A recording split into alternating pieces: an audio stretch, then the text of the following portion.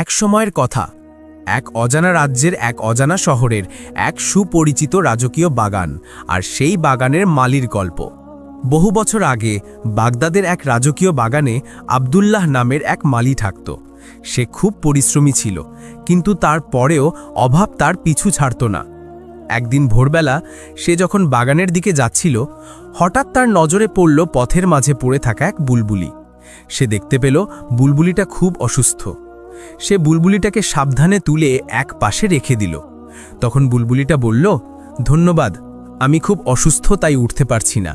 তুমি যদি আমাকে আমার বাসায় পৌঁছে দাও, আমি তোমার এই দয়া সারা জীবন মনে রাখব।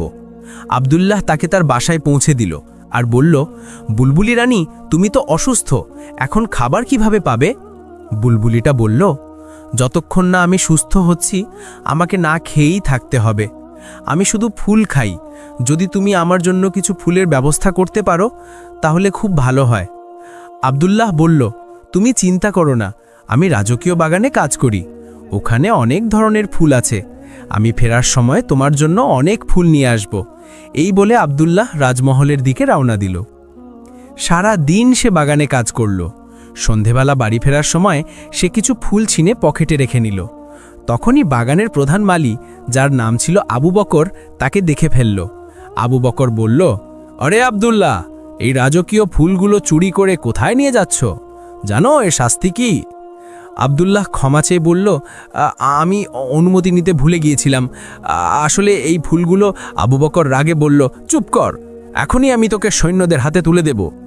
আব্দুল্লাহ মিনতি করে বলল, আমাকে ক্ষমা করে দিন, যে কোনো শাস্তি দিন, কিন্তু সৈন্যদের হাতে দেবেন না। আবু বকর বলল, আমি একটা শর্তে তোকে ছাড়তে পারি। তোকে এই ফুলগুলোর জন্য আমাকে 2টি রূপার মুদ্রা দিতে হবে।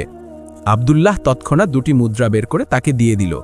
আবু বকর বলল, মনে রাখিস, এই কথা কাউকে বলবি না, এবং যতবার ফুল নিবি আমাকে আমার পুরস্কার দিবি।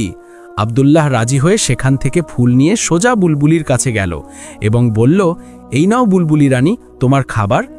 সেই দিন থেকে আব্দুল্লাহ প্রতিদিন বাগান থেকে ফুল তুলত, আবু বকরকে তার মূল্য দিত এবং বুলবুলি রানীকে সেই ফুলগুলো পৌঁছে দিত।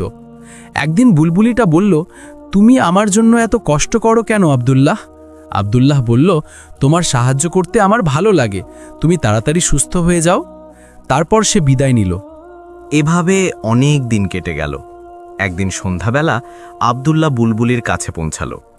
তাকে মন খারাপ দেখে বুলবুলিটা বলল, কি হয়েছে আব্দুল্লাহ, তোমাকে আজ মন মরা লাগছে? আব্দুল্লাহ বলল, আমার দুঃখ হচ্ছে যে